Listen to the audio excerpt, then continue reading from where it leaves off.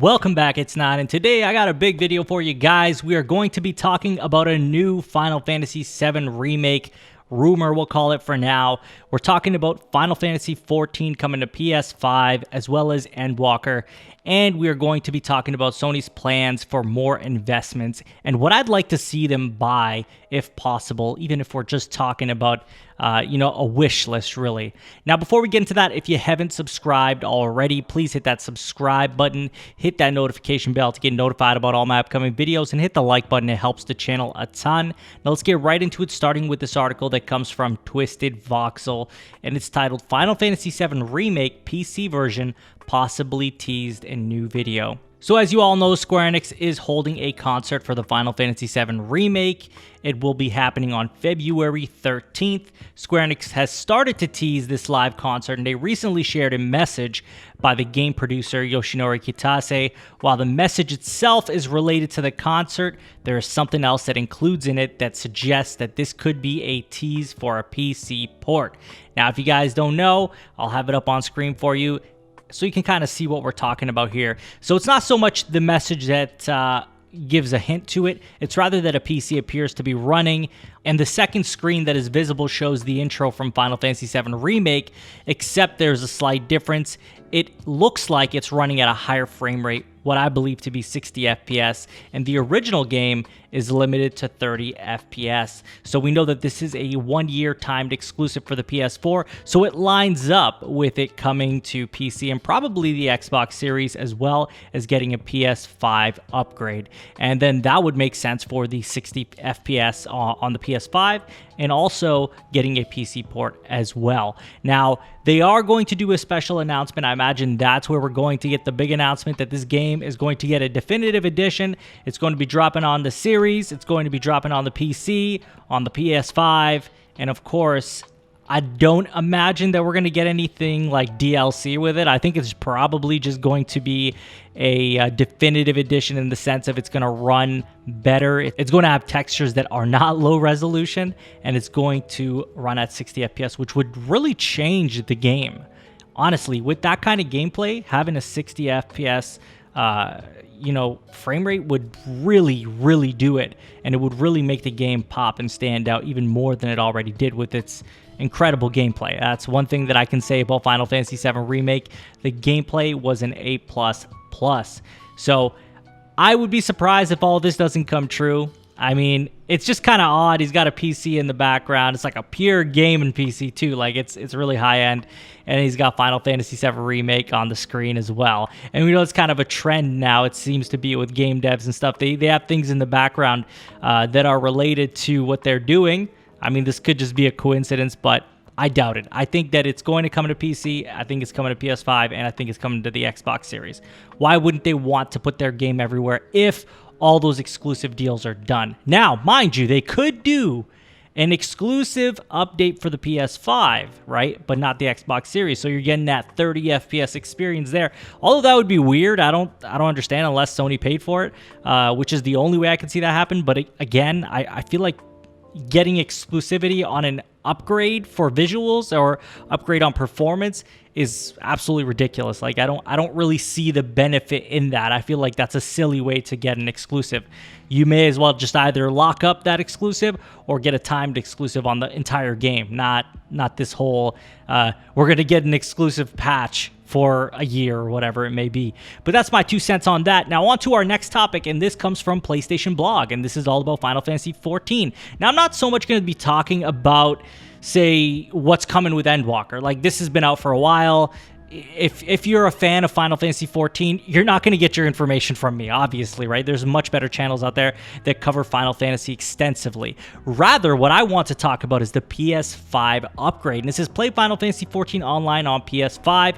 Yoshida also confirmed that Endwalker will be releasing on PS5 this fall. The PlayStation 5 version of Final Fantasy XIV Online arrives on April 13th with the launch of an open beta, with the full version launching soon after. New and veteran adventurers will be able to play the full experience with all of the upgrades and enhancements PS5 users have come to expect, the perfect way to prepare for Endwalker. And so what they mean by that, visual fidelity, obviously. We're also talking about the load times, which is huge. I saw a video of the load times. Instant, like absolutely instant. It's incredible how much these SSDs make a huge difference. So this is yet another Final Fantasy game exclusive to the PlayStation platform, obviously on PC, but I mean, it's only on the PlayStation console. Why this isn't on Xbox, I have no idea, but this is a win for Sony. Final Fantasy XIV is huge. It's an incredible game. I've beat the base game. Obviously, I plan to jump back in to do those expansions, but it's an incredible game, and I feel like Xbox gamers are missing out on this, and I guess PlayStation's going to continue to have the exclusive, and I don't think PlayStation is paying for this. That's the other thing that seems really odd. I'm pretty sure this has been a exclusive since PS3, really, and so it's interesting to see this go from PS3 to PS4 to now PS5. I do wonder if we're ever going to see it on Xbox, and I also wonder, is PlayStation paying for this? Because I'm pretty sure they're not. Now on to our last topic, and this is coming from PSU.com, and it's titled Sony Plans More Investments Following Solid Q3 2020 Financial Results. This is not exactly new news. Obviously, when they put out their financial results, I had gone over it. I just didn't really find a reason to go over it with you guys. But in terms of this, I really just want to talk about what I'd like to see them do, because obviously with Microsoft rumored to be spending another bunch of $1 billion on a publisher, as in all their studios and everything like they did with Bethesda and ZeniMax, I think it's time that Sony pulls up their socks and says, hey, we need to maybe make some investments or acquisitions, right? Because I feel like Microsoft's trying to get a monopoly in the games industry. It really feels that way. So anyway, Sony Interactive Entertainment had revealed its intention to make more investments for growth in the wake of its highly profitable Q3 2020 financial results.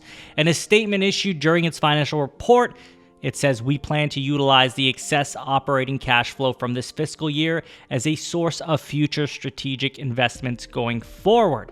Opportunities for investment, especially in the entertainment space, are steadily increasing, and during the period of our next mid-range plan, which will begin next fiscal year, we aim to make more investments for growth than we did during the current mid-range plan.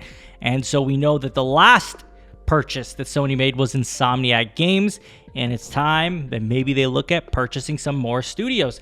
Obviously, we have a couple in mind that seem to be a given. Bluepoint is one of them. People have talked about Lucid. We've talked about Housemarque. We've talked about From Software, obviously. I know there are a lot of From Software fans out there on a lot of different platforms, PC, Xbox, PlayStation. I understand the frustration of thinking of From Software being bought up. And obviously, this is not necessarily going to happen. This is just my 2 cents on the matter. Who knows if they're even for sale? And the other thing is, too, if they were for sale, would Microsoft be looking to buy them as well?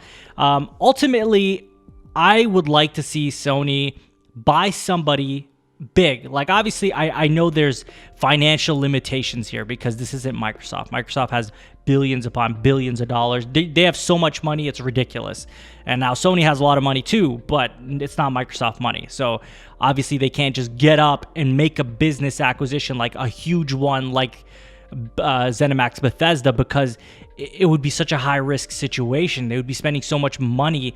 It's not realistic to do that with the amount of risk that would come with that. But if they were going to, I think the go-to companies that I would love to see them purchase, obvious ones that stick out, Capcom, Square Enix.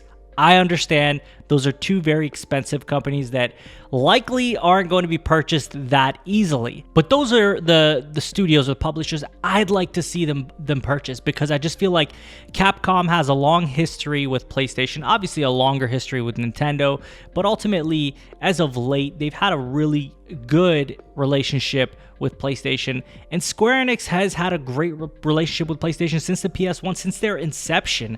Look at the games like Final Fantasy VII. Like, this is one of those games that was their biggest game at the time, and it was on the PlayStation platform.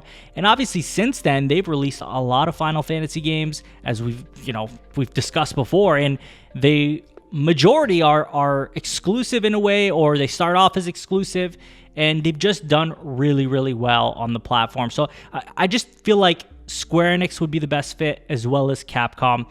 While that may never ever happen, I feel like those would be the ones. Obviously, you know, it makes sense for Microsoft to buy Bethesda, ZeniMax, you know, because a lot of Bethesda games, or all of them, are first person, and that's kind of what Xbox fans like, is first person games, and that makes sense. But that's all I have in today's video for you guys. I'm curious what you're going to make of this Final Fantasy VII Remake possible rumor, which I think is absolutely going to happen.